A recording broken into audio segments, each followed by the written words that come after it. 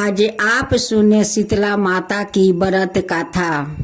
एक गांव में एक चंपा नाम का बुढ़िया माई रहा करती। उनकी दो बेटा और बहू थी। बड़ी बहू का एक छोटी सी बेटी थी। छोटी बहू का अभी कोई संतान नहीं था, लेकिन छोटी बहू तो बहुत सीधा सादा थी। बड़ी बहू तो बहुत लड़ाकुन थी। उनकी दोनों बेटा का नाम बड़े बेटा का नाम सूरज था और छोटा बेटा का नाम सरजुगे। बड़ी बहू का नाम भागपति थी या छोटी बहू का नाम धनपति थी।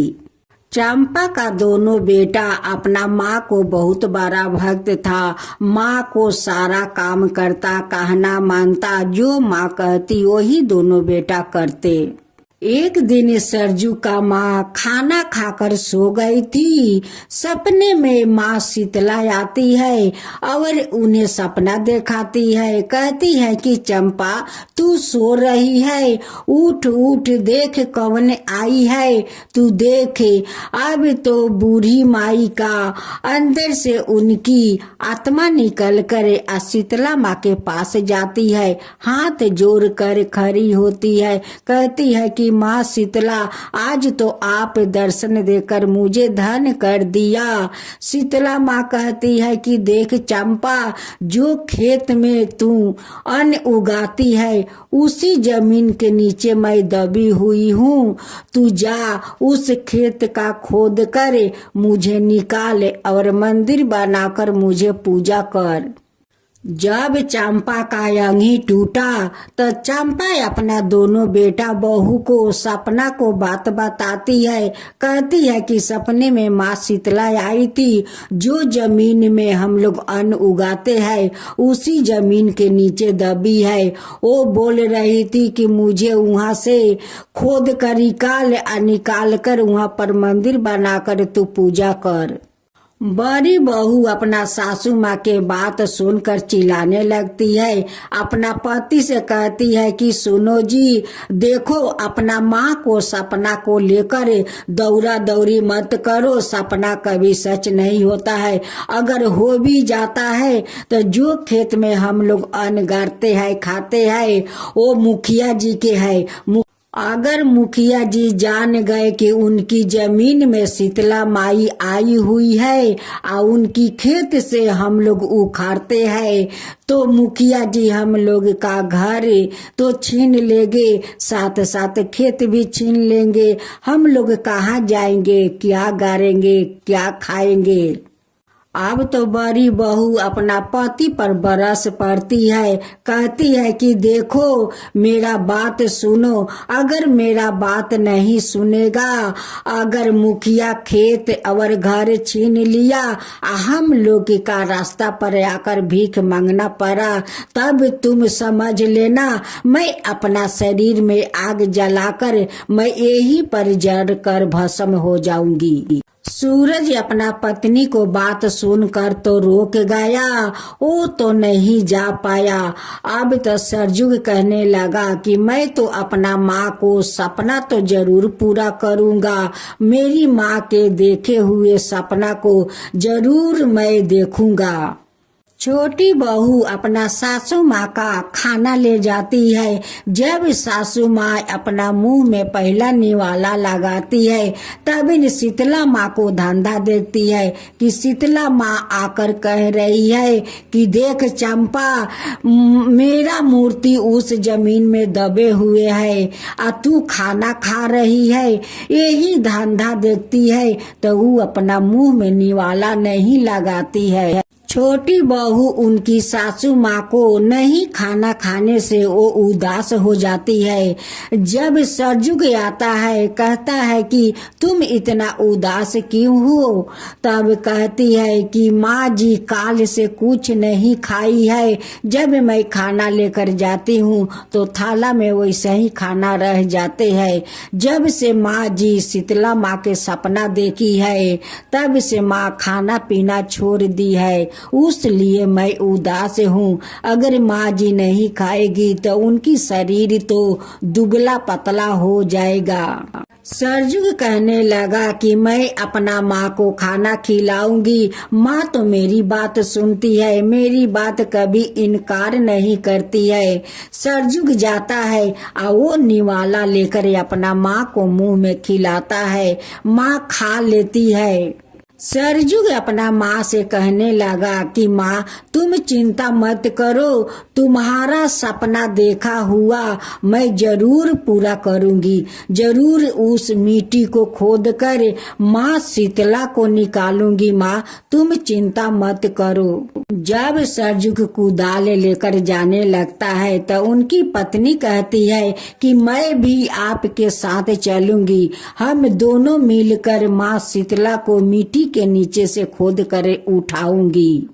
उनकी घर में एक कुत्ता था। वो कुत्ता का नाम वो लोग मोती रखा था। मोती वो लोग के साथ साथ जाता है और मोती जाकर जहाँ पर माँ शीतला का मूर्ति गड़ी हुई थी वहाँ पर अपना पैर से माटी खोद कर दिखाता है कि यही पर माँ शीतला का मूर्ति दबे हुए है।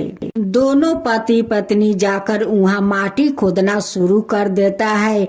यहाँ पर बड़ी बहू अपना पति से कहती है कि देखो तुम्हारा भाई और भाई का पत्नी दोनों गए हुए हैं उस शीतला का मूर्ति निकालने के लिए। अगर मुखिया जान जाएगा कि मेरे खेत में आए हुए शीतला माँ को वो लोग उखाड़ते हैं तो मुखिया जी हम लोग का घर से निकाल देगा और वो जमीन भी छीन लेगा। देखना हम लोग रास्ते पर आकर भीख मांगना पड़ेगा। नहीं तो मेरा बात सुनो और मुखिया के पास जाओ और जाकर बोलो कि मेरे भाई आपका खेत से शीतला माँ का मूर्ति खोद कर निकाल रहा है। सूरज कहने लगा कि अपने भाई के बारे में जाकर मैं कैसे मुखिया से शिकायत करूं। अब तो सूरज के पत्नी धमकाने लगी कि अगर तुम नहीं जाओगे तो मैं अपना शरीर में आग लगाकर मर जाऊंगी। सूरज मुखिया का घर जाता है और मुखिया जी से हाथ जोड़कर कहता है कि मुखिया जी मेरे छोटे भाई तो नादान है। आपका खेत में जाकर उस शीतला माँ को मूर्ति को खोद कर निकालता है, उसे माफ कर दीजिए। मुखिया जी कहने लगा कि उसकी इतना बड़ा हिम्मत कि मेरे खेत में शीतला माँ को खोद कर निकाल रहा है, उसका इतना हिम्मत कहाँ से आया। मुखिया का घर में एक मुनीब जी थे जो नारदगिरी करता था। मुनीब जी देख कर आते हैं और कहते हैं कि मुखिया जी आप बैठे हुए हैं, देखिए गांव आलो कितना भीड़ लगाया है। सरजुग आपका जमीन से शीतला माँ को मूर्ति खोद कर निकाला है। देखिए अब लोग उसी जमीन पर मंदिर बनाकर और शीतला माँ का पूजा करेंगे। मुखिया का पत्नी घर से निकलती है, कहती है कि मुनीब जी आप क्या बातचीत कर रहे हैं। वो कहने लगे कि हे मालकिन आपका खेत में तो शीतला माँ निकली हुई है। ये बात सुनकर मुखिया का पत्नी बहुत खुश होती है, कहती है कि ये तो अच्छी की बात है, शीतला माँ मेरी जमीन में आई है, उस जमीन में तो शीतला माँ का मंदिर बनेगा और वो जमीन मैं शीतला माँ के नाम से दान कर दूंगी। तो मुखिया जी का पत्नी शीतला माँ को दर्शन करने जाने लगी। मुखिया जी कहने लगे कि खबरदार तुम वहाँ पर नहीं जाओगी। वो कहने लगी कि मुझे तुम नहीं अटका सकते हो, मैं तो जाऊंगी शीतला माँ के दर्शन करने और वो जमीन मैं वो लोग का दान कर दूंगी कि उस जमीन पर वो लोग माँ शीतला को मंदिर बनाए। मुनीब जी मालकिन के पीछे पीछे जाने लगे तो मुखिया जी कहने लगे कि मुनीब जी तुम कहाँ जा रहे हो, तुम मत जाओ। तब मुनीब जी कहने लगे कि ठीक है मुखिया जी, मैं कोठे के ऊपर उठ जाता हूँ और उसी के ऊपर से देखता हूँ। सरजुग सबिन गांव आलो से कहने लगे कि देखो गांव वालों, सब हम लोग इकट्ठा चांदा उठाएंगे और चांदा उठाकर माँ शीतला को यहाँ पर मंदिर बनाएंगे और सब कोई मिलजुल के श्रद्धा भक्ति से शीतला माँ के पूजा करेंगे। जब सूरज चांदा उठाने लगा तो मुखिया जी अपना नौकर को बैठा कर वो बोलता है कि जाकर सारे गांव वालों को धमकाओ, अगर वो लोग चांदा देगा तो मैं वो लोग का गांव से निकाल दूंगा। नौकर लोग जाता है और गांव वालों से कहते हैं कि देखो अगर गांव वालों तुम लोग सरजुग को चांदा दिया तो मुखिया जी तुम लोग का गांव से निकाल देगा। अब ये बात सुनकर सारे गांव वालों चांदा देना बंद कर दिया। तब धनपति कहती है कि अब हम लोग माँ शीतला के कैसे मंदिर बनाऊंगी। वो लोग को तो मुखिया जी माना कर दिया कि वो लोग चांदा देगा तो वो गांव से निकाल देगा। अब तो गांव वाला कोई चांदा नहीं देगा तो हम लोग माँ शीतला को कैसे मंदिर बनाऊंगी। सरजुग अपना पत्नी से कहता है कि देखो धनपति तुम चिंता मत करो, मैं खंजरी बजाकर गान करूंगा और लोग गान देख कर मुझे तो पैसा देगा, वैसे ही मैं गान कर कर के पैसा बिटोर कर माँ शीतला का मंदिर जरूर एक दिन बनाऊंगा। एक दिन सरजुग बाहर में चला गया और एक आदमी का उस शीतला माँ का मंदिर में बैठा दिया कि तुम यही पर बैठना और माँ को पूजा करना, सेवा करना, तब ले मैं कुछ पैसा उठाकर आता हूँ। उसी समय मुनीब जी और मुखिया जाते हैं और उस आदमी को बेहोशी को दवा सुंघा देता है, वो वही जगह बेहोश हो जाता है। मुखिया और मुनीब जी मिलकर माँ शीतला का मूर्ति उठाकर एगो कुआं में फेंक देता है। अब तो माँ शीतला क्रोध हो गई, अपना परपोक सारा महाला में फैला दी। अब तो बच्चा से लेकर जवान तक सभी को माँ शीतला को परपोक से भोगना पड़ा। इधर सूरज का पत्नी का भी माँ शीतला परपोक दिखाई, वो भी पीड़ा से तड़प रही थी।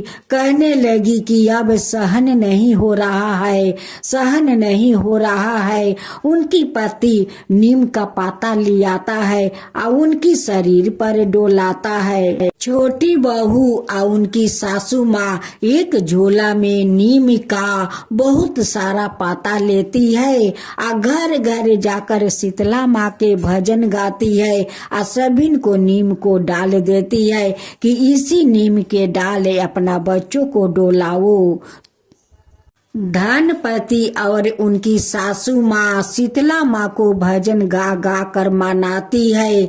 जब शीतला माँ मान जाती है अपना परपोक फिर वो आपस ले लेती है, सब लोग ठीक हो जाता है। तब सरजुग आते हैं अपना घर लौट कर, लेकिन सूरज का पत्नी को तो रस्सी जल गया लेकिन रस्सी का ऐंठन नहीं छूटा। सूरज अपना पत्नी को बहुत समझाता लेकिन उनकी पत्नी समझना नहीं चाहती। वो कहने लगी कि सुनो जी, कान खोल कर सुनो, इस घर में किया तो मैं रहूंगी और नहीं तो तुम्हारा भाई। अगर तुम्हारा भाई इस घर में रहा तो मैं छोड़कर चली जाऊंगी। ये बात सरजुग सुन लेता है और कहता है कि भाभी तुम घर छोड़कर क्यों जाओगी, मैं इस घर के छोड़कर चला जाता हूँ। अब उनकर पत्नी कहने लगी कि मैं भी चलूंगी। माँ कहती है कि जब मेरा छोटा बेटा नहीं रहेगा इस घर में तो मैं रहकर क्या करूंगी, मैं अपना बेटा बहू के साथ जाऊंगा। फिर बड़े बेटा कहने लगा कि जिस घर में मेरे भाई और भाई का पत्नी और मेरी माँ नहीं रहेगी उस घर में मैं भी नहीं रहूंगा। सूरज अपना छोटी बेटी को ले लेता है और कहता है कि चलो बेटी हम लोग चाचा के साथ चलते हैं। सरजुग कहने लगा कि नहीं भैया, आप तो मेरे लिए राम हो, आप भाभी मेरे लिए सीता माँ है। आप क्यों जाओगे मेरे साथ? आप भाभी के साथ रहिए भैया, भाभी के साथ रहिए। बड़े भैया नहीं मान रहे थे। तब सरजुग अपना भैया को कसम धरा देता है कि भैया मेरा कसम है, आपको यही रहना होगा। अब तो बड़े भैया कहने लगे कि भाई तुम कैसा कसम धरा दिया मुझे। सरजुग अपना माता और पत्नी को लेकर घर से तो निकल गया। एक आदमी था कि सरजू का साथ कभी नहीं छोड़ा। वही आदमी उनकी पत्नी और माँ को अपना घर ले गए और कहने लगे कि आज से यही घर में आप लोग रहे आप लोग का कोई तकलीफ नहीं होगा। अब उनकी माँ और पत्नी वहाँ पर रहने लगी। एक दिन सरजुग बाहर में फिर से चला गया और उनकी माँ का बहुत जोर का तबीयत खराब हो गया। अब तो उनकी पत्नी के पास कुछ भी नहीं है कि वो अपना सासू माँ को दवा लिया कर खिला सके। सरजुग का पत्नी गर्भवती थी। वो देखती है कि मेरी सासू माँ को तो बहुत तबीयत खराब है। दवा के लिए वो माटी काटा में जाकर माटी काटने लगी। जब माटी काटा समाप्त हो गया, सबको पैसा दिया। एक आदमी उसी मुखिया के आदमी था, वो उसकी डाली माटी को गिरा देता है, हाथ में लिए हुए पैसा मारकर मिट्टी में गिरा देता है। अब तो सरजू का पत्नी रोते हुए घर आ जाती है। उनकी सासू माँ कहती है कि बहू आज पैसा नहीं मिला। वो कहने लगी कि नहीं माँ जी, पैसा दिया और उस मुनीब जी हाथ में से मारकर पैसा मिट्टी में गिरा दिया। एक दिन सूरज अपना माँ और भाई का पत्नी को देखने आता है। आकर देखता है कि वो लोग का हालत खराब है।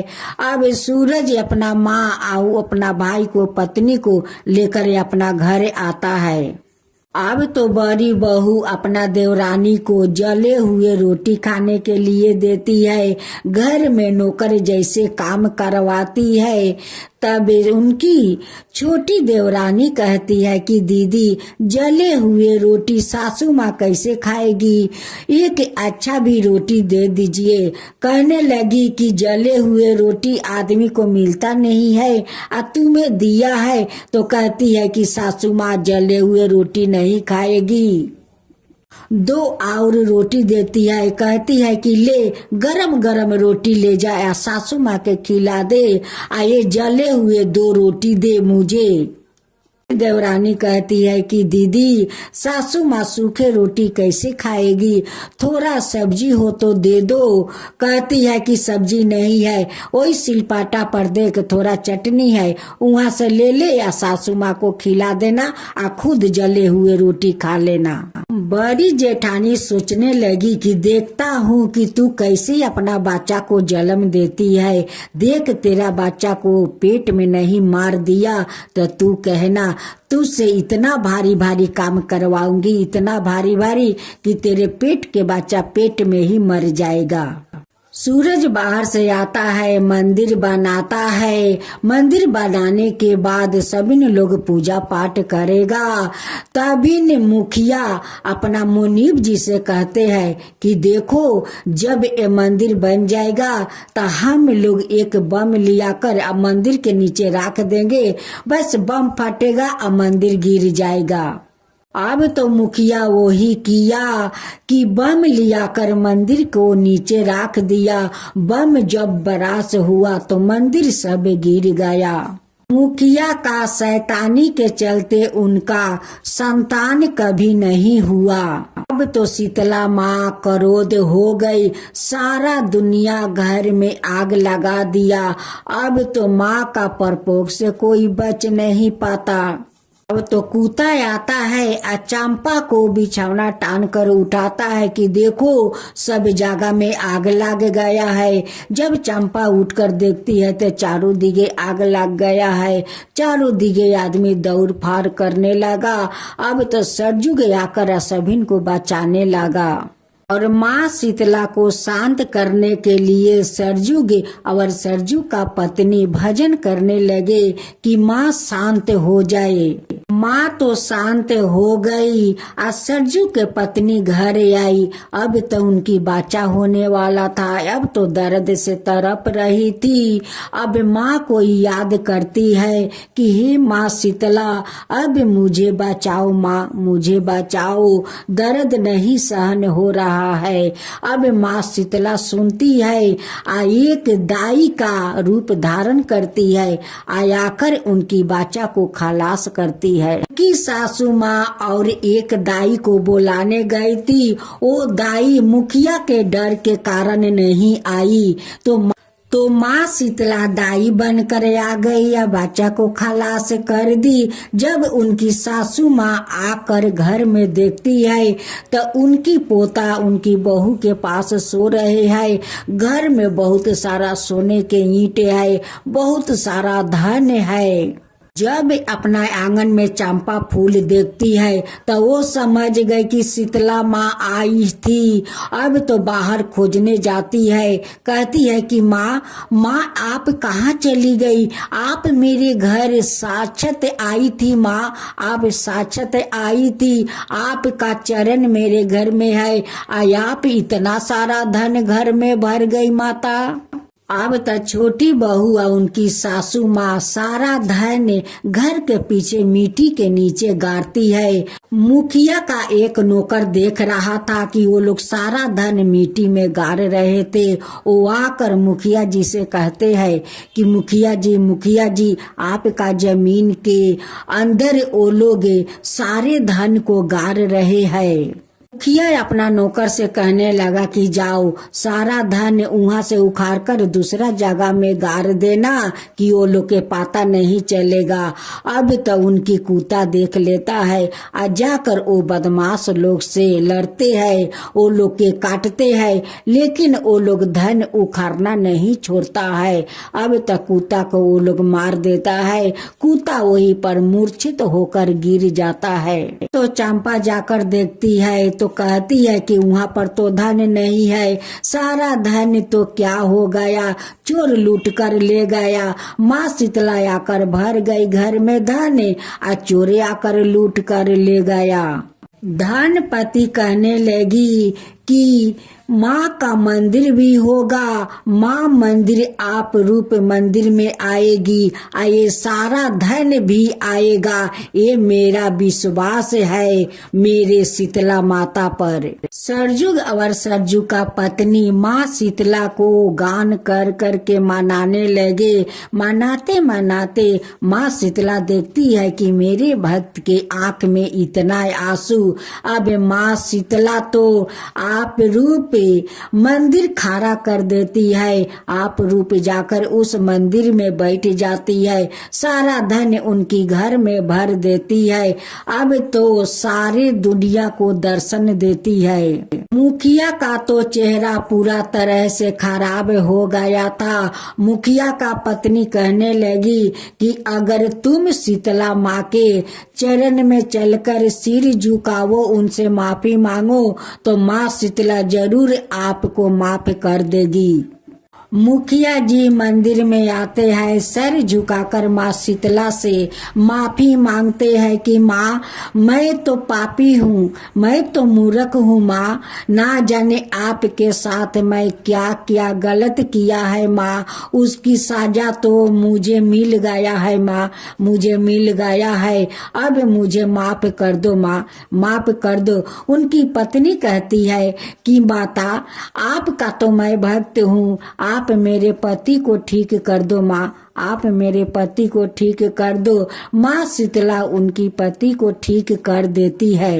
माँ शीतला कहती है कि देखो काल शीतला अष्टमी है, जो लोग रात को उन्हान जलाएगा, सुबह में मुझे ठंडा जल ठंडा भोजन देगा, उन पर मैं बहुत प्रसन्न रहूंगी और सभी को सुरक्षा रखूंगी।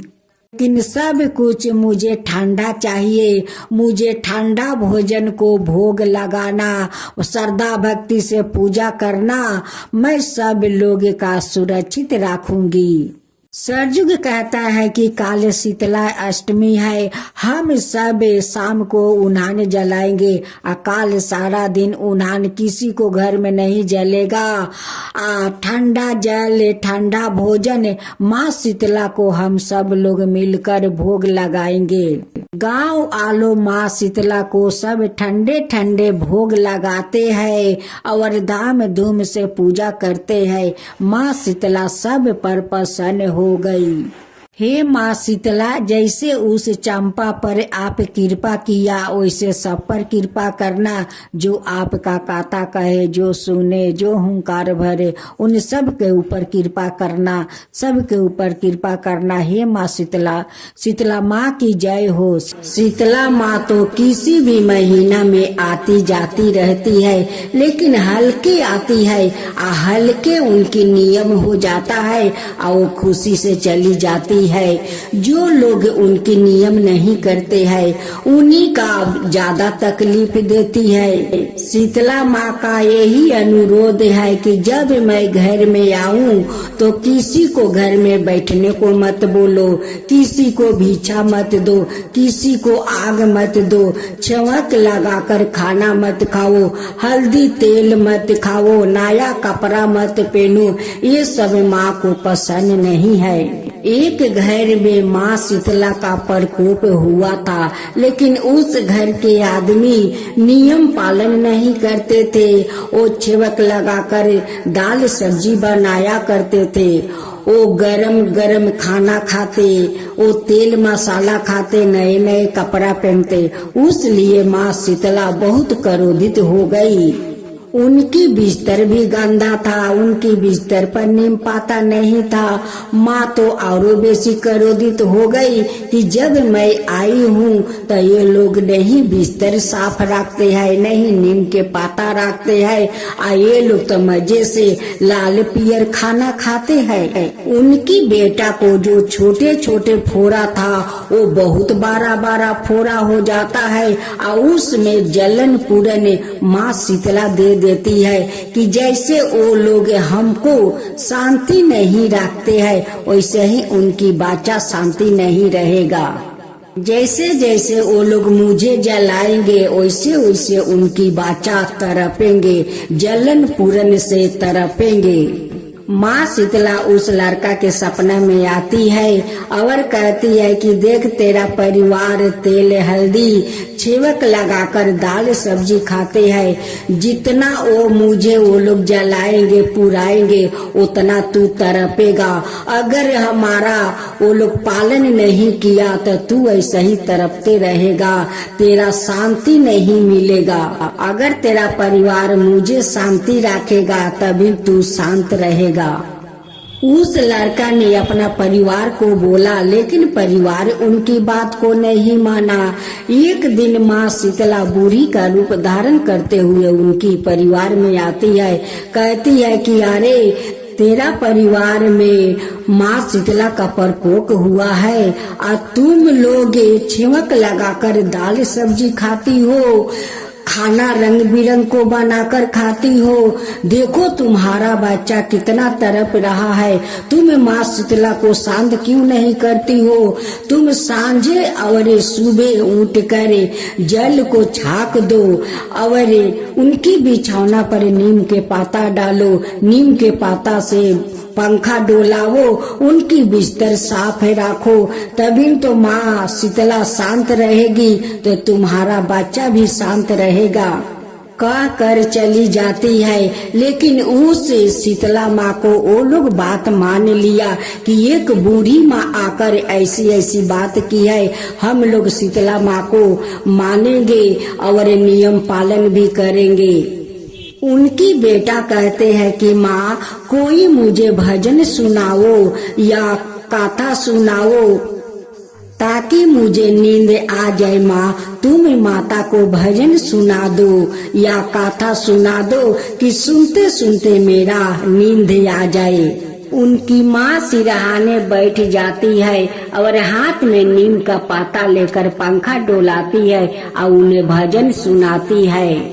निमिया की डाल मैया लागा वाली झूलू हवा की झूली झूली मैया मोरी गावाली ताकि झूली झूली झूलता झूलत मैया के लागल पियासिया की चाली बाईली मौला होरिया दुआ राकी चाली बाईली एक को सांगली मैया तो सारा को सांगाईली ती सारा होसा भेटैले मौला होरिया दुआ राती सारा कोसा कहाँ गईलू किया भैलू मालिन के बिटिया की मोहिए का हे गेरुआ जल जुरवा यहाँ की मोहिए का कैसे में पानिया पियाई सीताली मैया मोरा गोदे बरबाला कावा नादा न की मोरा गोदे बरबाला कावा नादा न की मोरा गोदे गुद के बालकवा मालिन भुइया में सुताई हा की मोहिए का हे गेरुआ जल जुरवा यहाँ की मोहिए का गुद के बालकवा मालिन भुइया में सुताई हा की मोहिए का हे गेरुआ जल जुरवा यहाँ की मोहिए का तोहरा के देबा मालिन सोने के खटोलवा की ओही पारा सुतई हम बाला का तोहा राकी ओही पारा सुतई हम बाला का तोहा राकी ओही पारा जैसे जुरवलू मालिन पानिया पिया के तू हमारा के जैसे जुरवलू मालिन पानिया पिया के तू हमारा के वैसे तोहर दियावा जूरा साकी ओई सही तोहर पतोहिया जूरा साकी ओई सही तोहर परिवारवा जूरा साकी ओई सही। उनकी बेटा कहने लगे कि माँ तुम भजन गाती हो तो मेरा मन को बहुत शांति मिलता है, मेरा शरीर को जलन भी ठंड हो जाता है माँ। तुम ऐसे ही मुझे नीम के पाता डोलाते रहो, मुझे भजन सुनाते रहो माँ, मुझे बहुत शांति मिलता है माँ, बहुत शांति मिलता है। उनकी परिवार शारदा पूर्वक के माँ शीतला को नियम पालन करने लगी। अब तो माँ शीतला उन पर प्रसन्न हो गई। उनकी घर का सारा बर बीमारी और दुख दलिदरता सब लेकर माँ शीतला चली गई। ये माँ शीतला जैसे उस परिवार में आप आकर सारे दुख दलिदरता और बर बीमारी लेकर चली गई, सुख सुविधा दे दी। वैसा ही सबका ऊपर कृपा करना। हे माँ शीतला सबका ऊपर कृपा करना। माँ शीतला की जय हो, माँ शीतला की जय हो। विधि विधान है। इन 4 महीने के 4 दिन तक व्रत करने से शीतला जनित बीमारियों से छुटकारा मिलता है। इस पूजन में शीतला जल और बासी भोजन का भोग लगाने का विधान है। श्रद्धालु शीतला अष्टमी का व्रत राख कर माता की भक्ति करके अपने परिवार की रक्षा करने के लिए माता से प्रार्थना करते हैं। इस बार को शीतला सप्तमी, शीतला अष्टमी, बैसोरा पर्व मनाया जाएगा। ऐसा माना जाता है कि शीतला माता भगवती दुर्गा का ही रूप है। भारतीय उपासना पद्धति जहाँ मनुष्य को आध्यात्मिक रूप से मजबूत करती है, वो ही शारीरिक और मानसिक रोग को दूर करने का भी इसका उपदेश होता है। कहा जाता है कि गर्मी के दिनों में शरीर में अनेक प्रकार के विपत्ति बेकार भी प्रभाव हो जाते हैं। ऐसी मान्यता है कि शीतला अष्टमी का व्रत रखने से छोटी माता का प्रकोप नहीं होता है। शीतला सप्तमी और शीतला अष्टमी व्रत मनुष्य को चेचक का रोग से बचाने का प्राचीन काल से चला आ रहा है। व्रत आयुर्वेद की भाषा में चेचक का ही नाम शीतला कहा गया है।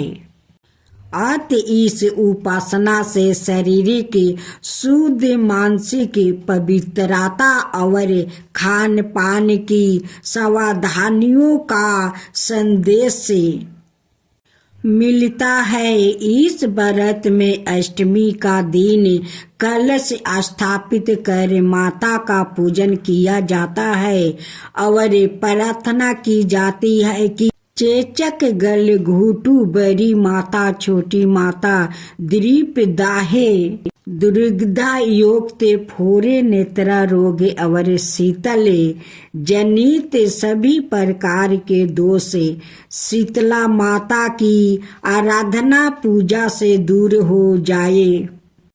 इस दिन शीतला स्तोत्र का पाठ शीतल जनित व्याधि से पीड़ितों के लिए हितकारी है। स्तोत्र में भी स्पष्ट उल्लेख है कि शीतला दिगंबर है, गर्दभ पर आरूढ़ है, सुप मार्जनी और नीम पत्तों से अलंकृत है। इस अवसर पर शीतला माँ का पाठ करके निरोगो रहने के लिए प्रार्थना की जाती है।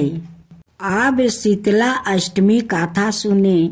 एक बार एक राजा के इकलौते पुत्र को शीतला चेचक निगल गई। उसी के राज्य में एक काछी पुत्रा को भी शीतला निगली हुई थी।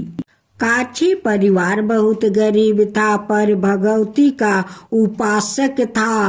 वो धार्मिक दृष्टि से जरूरी समझे जाने वाले सभी नियमों को बीमारी के दौरान भी भली भांति निभाता रहा। घर में साफ सफाई का विशेष ख्याल रखा जाता था। नियम से भगवती की पूजा होती थी।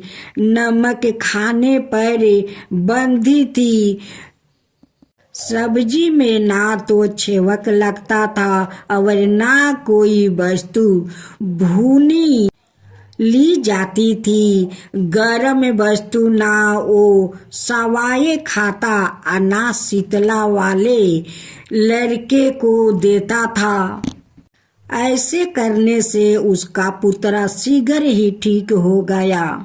उधर जब से राजा का लड़के को शीतला का प्रकोप हुआ था, तब से उसने भगवती का मंडप पे सत्य चंडी का पाठ शुरू करवा रखा था। रोज हवन वो बलिदान होते थे। राज पुरोहित भी सादा भगवती का पूजन में निमग्न रहते। राजमहल में रोज कराही चढ़ती। विधवत प्रकार के गरम में स्वादिष्ट भोजन बनाते। सब्जी के साथ कई प्रकार के मांस भी पकाते थे। इसका परिणाम यह होता कि उन्हें लजीज भोजनों की गंध से राजकुमार का मन मचल उठता। वो भोजन के लिए जिद करता। एक तो राजपुत्र और दूसरे एकलौता। इस कारण उसकी अनुचित जिद भी पूरी कर दी जाती। इस पर शीतला का कोप घटने के बजाय बढ़ने लगा। शीतला का साथ साथ उसे बड़े बड़े फोड़े भी निकलने लगे, जिनमें खुजली और जलन अधिक होती थी। शीतला की शांति के लिए राजा जितने भी उपाय करता, शीतला का प्रकोप उतना ही बढ़ता जाता।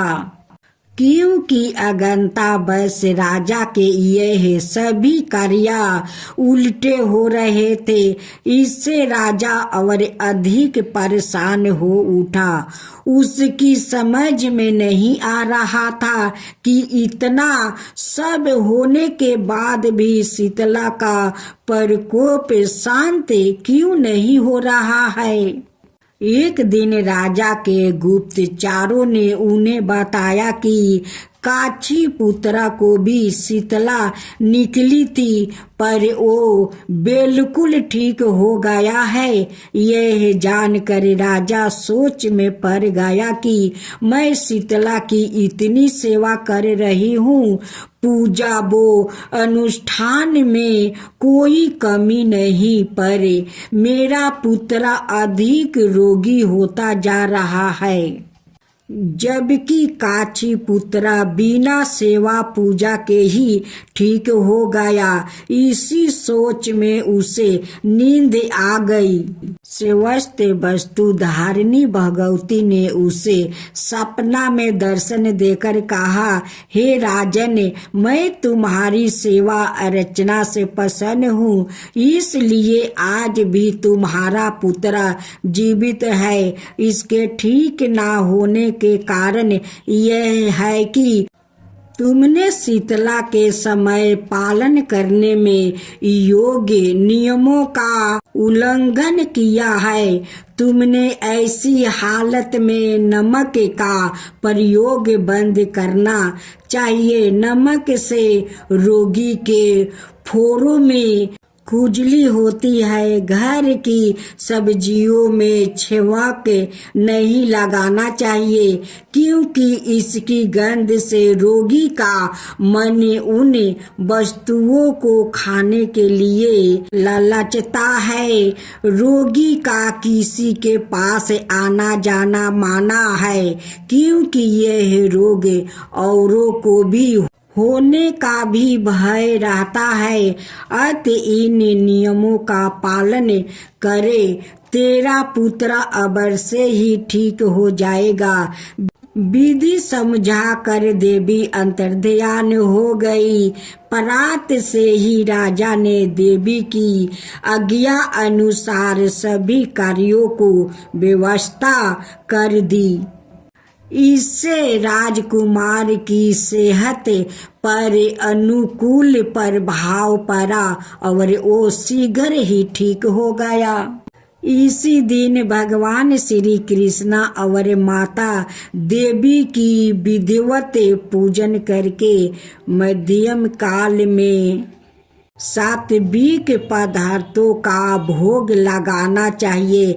ऐसा करने से पुण्य ही नहीं मिलता, बल्कि समस्त दुखों को भी निवारण होता है।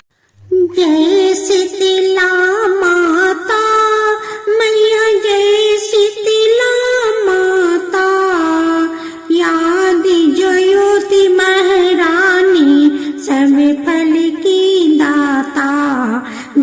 शीतला माता। रतन सिंहासन शोभिते सब छतरा भरता। रिंदी सींदी चावर डोलावे जगमग छवि छाता। जय शीतला माता। विष्णु सेवती ठाणे सेवे शिव दाता। वेद पुराण परिणति पर नहीं पाता। जय शीतला माता। इंद्र मृग बजावती चंद्र बिना था।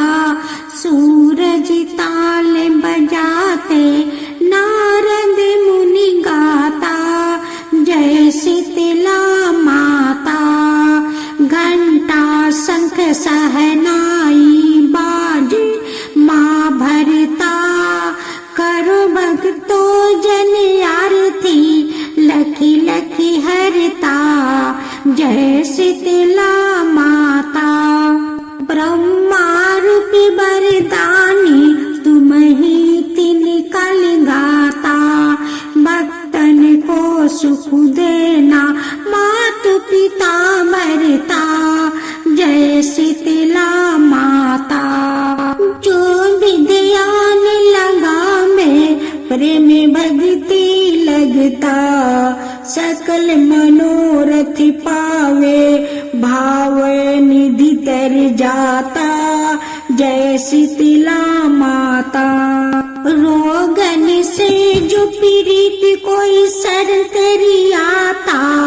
कोटि पाँव निर्मल काया अन्न धन नेत्र पाता। जय शीतला माता। बांझ पुत्र को पावे दरिद्रता कट जाता। ताको बैजो नाही सिरि धन पछताता। जय शीतला माता। शीतला आरती जननी तू ही है जग ताराता। उत्पत्ति व्याधि विनाशत तू ही सबकी गाता। जय शीतला माता। दास विचित्र कर जोर सुने मेरी माता भक्ति अपनी दीजो और ना कुछ भाता। जय शीतला माता। आज शीतला माता का खूब सुंदर कथा सुने।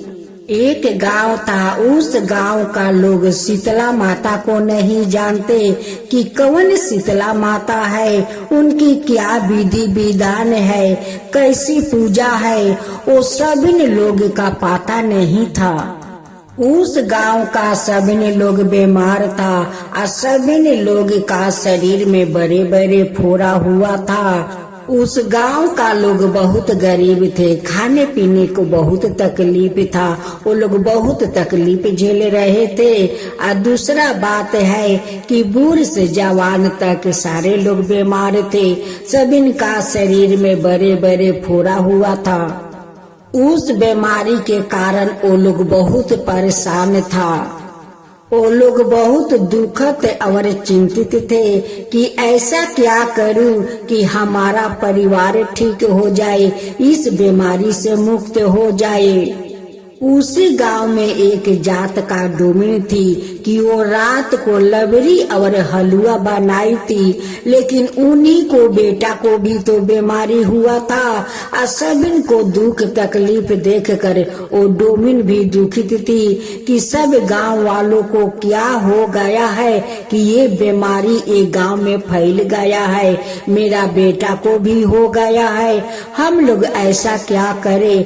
वो रात को जो लबरी और हलवा बनाई वो डोमिनी चखी तक नहीं कि उस हलवा और लबरी का स्वाद कैसा हुआ है। वो बेचारी को मुख में लगाने को मन नहीं किया, वो बहुत दुखित थी। लबरी और हलवा रात को बनाई थी, वो ऐसे ही लबरी और हलवा वो रह गया, वो तो सुबह बासी हो गया। उसी दिन शीतला अष्टमी थी। उस दिन शीतला माँ उसी नगर में अपना भेष बदलते हुए जा रही थी। एक औरत अपना छत के ऊपर से दाल बनाई थी। उस दाल में थोड़ा नमक बेसी हो गया था, उसलिए छत के ऊपर से ऐसा दाल फेंकी कि माँ शीतला का शरीर पर जाकर गिर गया। अब तो वो चिल्लाने लगी कि मेरे ऊपर गरम दाल फेंक दिया रे, मुझे जला दिया रे, मेरे ऊपर दाल फेंक दिया, मुझे जला दिया, मुझे बहुत जलन हो रहा है। चिल्लाते चिल्लाते उस डोमिन का दरवाजे पर जाती है और डोमिन सुबह के समय बहुत दुखित हुए अपना दरवाजे पर बैठी थी। जब उस औरत को देखती है कि वो बहुत चिल्ला रही है, जब उनकी पास में जाती है तो देखती है उनकी शरीर पर तो कोई गरम दाल फेंक दिया है, इनकी तो शरीर जल गया है, पूरा उनकी चुनरी पीला हो गया है। डोमिन अपना घर में मिट्टी का कलश में जल रखी थी बासी, वही जल लिया कर माँ शीतला के ऊपर ढाल देती है। ढाल देने के बाद कहती है कि बहन आपको तो चुनरी दाल से पीला हो गया है, ये लाल चुनरी है मेरा, आप पहन लीजिए। आप पहन कर चलिए घर में बैठिए। मैं रात को लबरी और हलवा बनाई थी, वो हलवा और लबरी मैं खाया तक नहीं, वो ऐसा ही रह गया है। आप चलिए उस लबरी और हलवा खा लीजिए। उस औरत ने एक थाला में हलवा और लबरी ले आती है और माँ शीतला को खिला देती है। जब माँ शीतला खा लेती है, कहती है कि बेटी आज मैं बहुत शांति हूँ, बहुत ठंड मिला, मुझे बहुत सगुन मिला बेटी, बहुत सगुन मिला। वो औरत कहने लगी कि आपका बाल भी बिखरा हुआ है, आप बैठिए, मैं आपको बाल को असरा देती हूँ और बेनिया गूंथ देती हूँ। उस औरत जाती है और माँ शीतला को बाले कंगही सो झाड़ती है। झाड़ते झाड़ते उनकी कंधे पर देखती है कि माँ शीतला का एक वहाँ पर छवि है। अब उस छवि को देखकर डर जाती है। कहती है कि बहन आपका गर्दन पर एक चिन्ह कैसा है, ये चिन्ह तो अजब है।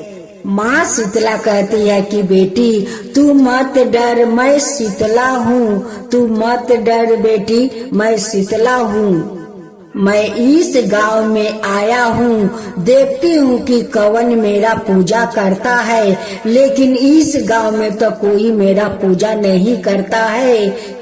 डोमिन माँ शीतला का पैर पर गिर जाती है और रोने लगती है कि माँ मेरा बेटा देखिए बहुत दिन से बीमार है, उनकी शरीर में देखिए बड़े बड़े फोड़ा हुआ है, ये सारे गांव का लोग बहुत पीड़ित है, बहुत दुख से पीड़ित है। माँ आप घर के अंदर चलकर देखिए मेरा बेटा कितना दुखी है, माँ बहुत दुखी है, बहुत बीमार है। माँ शीतला उनकी साथ जाती है, अपना डाली और झाड़ू और कुछ नीम का पाता लेकर जाती है। उस नीम का पाता उनकी बेटा का शरीर पर डोला देती है और उनकी बेटा के सारा बीमारी दूर हो जाता है, सारा फोड़ा दूर हो जाता है। अब डोमिन देखकर बहुत आश्चर्य हो जाती है, कहती है कि माँ आप तो चमत्कार कर दिया, तो ठीक है इस गांव को सभी लोग को पीड़ित से मुक्त कर दीजिए, माँ सभी को दुख से मुक्त कर दीजिए, बहुत दुख में है, सभी बहुत पीड़ा सह रहे हैं। माता माँ शीतला कहती है कि बेटी देख आज तुझे मेरा सेवा किया है, मुझे शांत किया है, तुझ पर मैं बहुत प्रसन्न हूँ, बहुत प्रसन्न हूँ। माँ शीतला उसी झाड़ू से उनकी घर का दलिदरता झाड़ कर अपना डलिया डलिया में रख देती है और उनकी घर में हीरा मोती सोना बरसा कर वो गांव को ओर चली जाती है। उस डोबिन ने माँ के पीछे पीछे दौड़ी दौड़ी जाती है और उनकी सामने खड़ा हो जाती है। कहती है कि माँ, अपना पूजा का विधान बता दीजिए, मेरा तो पता नहीं है कैसे आपको पूजा किया जाता है। माँ शीतला कहती है कि बेटी, तेरा तो पूजा हो चुकी है, तू तो मुझे स्नान करवाई और उस लबरी और हलवा बासी खिलाकर मुझे तो तू शांत कर दिया। माँ शीतला उस औरत को अपना विधि विधान बताती है कि देखो, रात को खाना बनाओ और बासी खाना सुबह खाओ। पहला माँ शीतला का मंदिर जाकर माँ शीतला को बासी पानी, बासी भात, जो भी हो बासी जाकर पहले माँ को भोग लगाओ, तब आकर उसी बासी खाना उस दिन खाओ। शीतला अष्टमी का दिन उन्हान मत जलाओ, गरम खाना मत खाओ, बासी खाओ, बासी माँ को भोग लगाओ। उस बासी भोजन से माँ शांत हो जाती है। शीतला अष्टमी का दिन गरम में खाना मत बनाओ, उन्हान मत जलाओ, दाल सब्जी को छेवक मत लगाओ।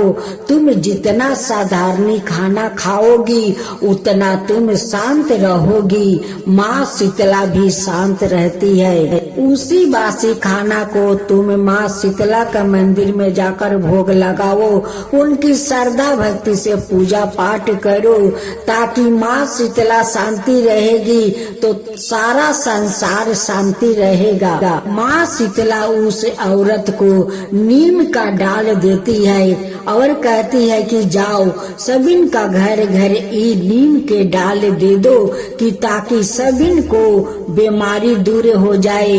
अब तो माँ शीतला सारा गांव को दलिदरता को झाड़ कर अपना डलिया में लेकर चली जाती है और सबिन गांव वालों को सुखी कर देती है।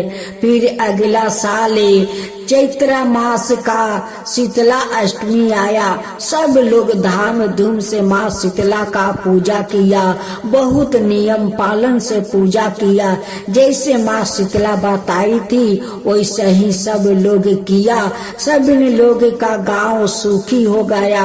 सभी गांव वालों बहुत खुश हो गया कि माँ शीतला आई और सारा दलिदरता गांव को लेकर चली गई और हम लोग का घर में आजाद कर दी। खाने पीने से लेकर सब कुछ को माँ आजाद दे दी। हे माँ शीतला, जैसे उस गांव वालों को सब दुख हर कर आप लेकर चली गई, वो लोग का घर में धन का बरसात कर गई, वैसा ही सबका दुख ले जाइए, सबका दलिदरता दूर कीजिए, वैसा ही धन सबका घर में बरसाइए। माँ शीतला की जय हो, माँ शीतला की जय हो। जय शीतला माता मैया, जय शीतला माता, याद ज्योति महारानी सब फल की दाता। जय शीतला माता, रतन सिंहासन शोभिते सब छतरा भरता, रिद्धि सिद्धि चावर डोलावे जगमग छवि छाता। जय शीतला माता, विष्णु सेवती ठाणे सेवे शिव दाता, वेद पुराण परिणति पर नहीं पाता। जय शीतला माता।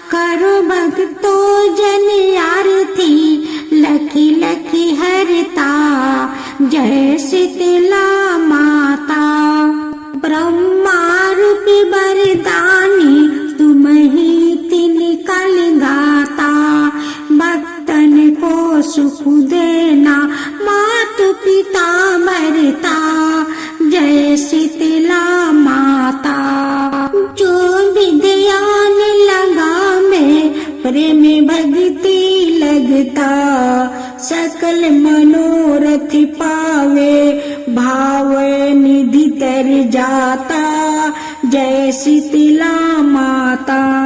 रोगन से जो पीड़ित कोई सर करी आता कोटि पाओ निर्मल काया अन्न धन नेत्र पाता जय शीतला माता। बांझ पुत्र को पावे दरिद्रता कट जाता ताको जो नाही सिरि धन पछताता जय शीतला माता। शीतला आरती जननी तू ही है जग ताराता उत्पत्ति व्याधि विनाशक तू ही सबकी गाता जय शीतला माता। दास विचित्र कर जोर सुने मेरी माता भक्ति अपनी दीजो अवर ना कुछ भाता जय शीतला माता। माता की जय हो, शीतला माता की जय हो। शीतला माता का 2023 का होली के 7 दिन बाद शीतला अष्टमी का त्योहार मनाया जाता है। इस बरस शीतला अष्टमी गुरुवार शीतला अष्टमी का दिन शीतला माता का पूजन किया जाता है। शीतला अष्टमी का बरस बड़ी धूमधाम से मनाया जाता है। ऐसी मान्यता है कि इस दिन गर्म खाना नहीं बनाते और खाते भी नहीं है। अब शीतला माता जी की कथा हिंदू धर्म की मान्यता के अनुसार चैत्र का महीना आया, होली का बाद के दिन आए, शीतला अष्टमी माता आई। सभी लोग कहने लगे माता आई, माता आई। शीतला माता के स्वागत के लिए किसी ने हलवा बनाया, किसी ने लपसी माता के गर्म खाने का भोग लगाया। माता के अंग अंग में अंग जलने लगी तो माता दौड़ी दौड़ी कुम्हार के घर गई। कुम्हार को कहा मेरा अंग अंग जल रहा है। कुम्हार ने माँ के ठंडी मिट्टी से लेप कर दिया। शीतला माता को थोड़ा आराम मिला, बोली बेटा मुझे भूख लगी है। कुम्हार के घर का रात की बनी रोटी लबरी रखी थी, उसने माता को खिला दी।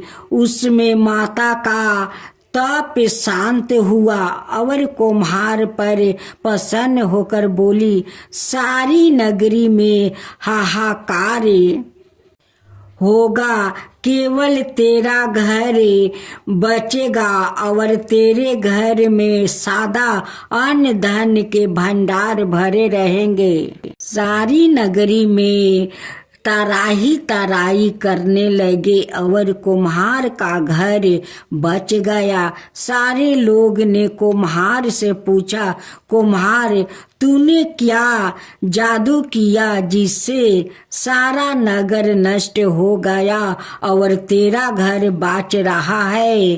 कुम्हार बोला मैंने माता को शीतला किया। तुम सबने माता को गर्म भोजन करवाया जिससे माता का अंग अंग में छाले पड़ गया है। इसी कारण माता का कोप हुआ और नगर में तराही तराही मच गई। लोगों ने पूछा माता कहाँ है? तो कुम्हार कहने लगा माता नीम की छाया में बैठी है।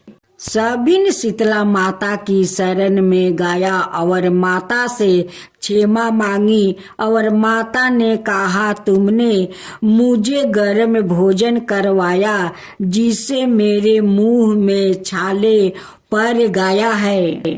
कुमार ने मुझे ठंडा भोजन करवाया जिससे मुझे ठंड मिली। इसी कारण सारा नगर नष्ट हो गया और कुम्हार का घर महल बन गया। लोगों ने मिनती की, माता अब क्या करे? तो माता बोली, होली के 7 दिन बाद शीतला अष्टमी आती है। उस दिन सब नगर निवासी छठे को बनाए खाने से मेरी पूजा करे, वो भोग लगाए और माता कह कर अंतर्ध्यान हो गई। अगले साल शीतला अष्टमी आई। सब ने ठंडा बनाया, भोग लगाया, माता की पूजा की, जिससे माता प्रसन्न हुई और सारी नगरी में आनंद हो गया।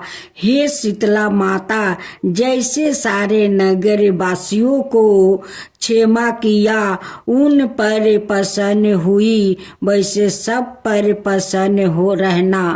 ओम जय शीतला माता, मैया जय शीतला माता। आदि ज्योति महारानी, सब फल की दाता। ओम जय शीतला माता। रिद्धि सिद्धि चावर डोलावे, जगमग छवि छाता। ओम जय शीतला माता।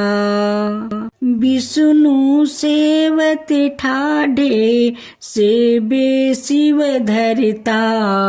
वेद पुराण परिणति, पार नहीं पाता। ओम जय शीतला माता। इंद्र मृदंग बजावते, चंद्र भी नहाता। सूरज ताल बजाते, नारद मुनि गाता। ओम शीतला माता। घंटा शंख सनाई, बाजे मन भाता। कर भक्त जन आरती, लखी लखी हरता। ओम जय शीतला माता। ब्रह्मा रूप वरदानी, तुम ही तीन काली गाता। भक्तन को सुख देती, मातु पिता भरता। ओम जय शीतला माता। जो विद्यान लगावे, प्रेम भक्ति लगता। सकल मनोरथ पावे, भवानी धी तर जाता। ओम जय शीतला माता। रोगन से जो पीड़ित, कोई शरण तेरी आता। कोढ़ी पावे निर्मल काया, अंधा नेत्र पाता। ओम जय शीतला माता। बाजिन पुत्र को पावे, दलिदरता कट जाता।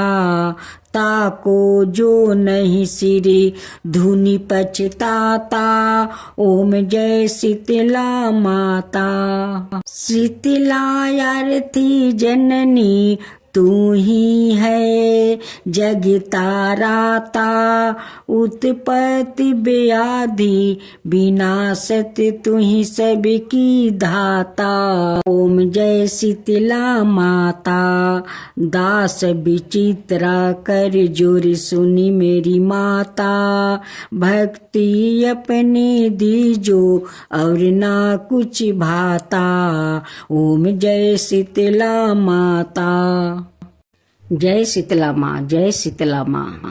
एक गांव में ब्राह्मण चंपित रहते थे। चंपित के 2 बेटे और 2 बहू थी। दोनों बहुओं को लंबे समय के बाद बेटे हुए थे। इनमें शीतला अष्टमी, जहाँ अष्टमी को पर्व मनाया जाता है, इसे अष्टमी बढ़े का पर्व आया। घर में पर्व के अनुसार ठंडा भोजन तैयार किया। दोनों बहुओं को मन में विचार आया, माया की यदि हम ठंडा भोजन करूंगी तो बीमार पड़ जाऊंगी। बेटे भी अभी छोटे हैं। इस कुविचार के कारण दोनों बहुओं ने तो पशुओं के दाने तैयार करने के बर्तन में गुप चुप 2 बाटियों तैयार कर ली। सासू बहू शीतला की पूजा करके आई। शीतला माता की गाथा सुनी। बाद में सास तो शीतला माता का भोजन करने के लिए बैठ गई। दोनों बहू बच्चे रोने का बहाना बनाकर घर आई। दोनों के बर्तन से गरम गरम रोटला निकले। चूरमा किया और पेट भर खा लिया। सास ने घर आने पर बहुओं से भोजन करने के लिए कहा। बहुओं ठंडा भोजन करने का दिखावा करके घर काम में लग गई। सास ने कहा, बच्चे कब के सोए हुए हैं, उन्हें जगाकर भोजन करवा लो। बहुएं जैसी ही अपने अपने बेटों को जगाने गई तो उन्हें मृत्यु पराया पाया। ऐसा बहुओं की करतूतों को फल स्वरूप शीतला माता के परपोक से हुआ था। बहुएं विवश हो गई। सास ने घटना जानी तो बहुओं से झगड़ने लगी। सास बोली कि तुम दोनों ने अपने बेटों की बदौलत शीतला माता की अपमान की है, इसलिए अपने घर से निकल जाओ और बेटों को जिंदा स्वस्थ लेकर ही घर पैर रखना। अपने मृतक बेटों को टोकरे में सोलाकर दोनों बहुएं घर से निकल पड़ी। जाते जाते रास्ता में एक जीरन वृक्ष आया। यह खेजड़ी का वृक्ष था। इसके नीचे ओढ़ी शीतला दोनों बहनें बैठी थी। दोनों का बालों में विपुल प्रमाण में जू थी। बहुओं ने थकान के कारण अनुभव भी किया था। दोनों बहुएं ओढ़ी और शीतला के पास आकर बैठ गई। उन दोनों ने शीतला ओढ़ी के बालों से खूब सारी जू निकाली। जूओं का नाश होने से ओढ़ी और शीतला ने अपने मस्तक में शीतलता का अनुभव किया। कहा, तुम दोनों ने हमारे मस्तक को शीतला ठंडा किया है, वैसी ही तुम्हें पेट की शांति मिले। दोनों बहुएं एक साथ बोली कि पेट का दिया हुआ ही लेकर हम मारी मारी भटकती हूँ, परंतु शीतला माता का दर्शन हुआ नहीं है। शीतला माता ने कहा कि तुम दोनों पापनी हो, दुष्ट हो, दुर्चारणी हो। तुम्हारा तो मुंह देखने में भी योग नहीं है। शीतला सप्तमी के दिन ठंडा भोजन करने के बदले तुम दोनों ने गर्म भोजन कर लिया था।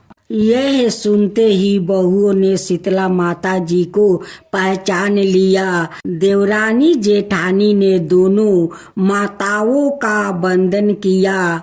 गिड़गिड़ाते हुए कहा कि हम तो भोली भाली है, अनजाने में गरम खा लिया था। आपके प्रभाव को हम जानती नहीं थी। आप हमें दोनों को क्षमा कर दे। अब ऐसा भूल हम कभी नहीं करेंगे। इनके पश्चाताप भरे वचनों को सुनकर दोनों माताओं प्रसन्न हुई। शीतला माता ने मृत्यु के बालकों को जीवित कर दिया। बहुएं तब बच्चों को साथ लेकर आनंद से पुण्य गांव लौट आई। गांव का लोगों ने जाना कि दोनों बहुओं को शीतला माता के साक्षात दर्शन हुआ था। दोनों का धूमधाम से स्वागत करके गांव प्रवेश करवाया। बहुओं ने कहा, हम गांव में शीतला माता के मंदिर का निर्माण कराऊंगी। चैत्र महीने में शीतला सप्तमी के दिन मात्र ठंडा खाना ही खाऊंगी। शीतला माता ने बहुओं पर जैसी अपनी दृष्टि की वैसी कृपा सब पर करे।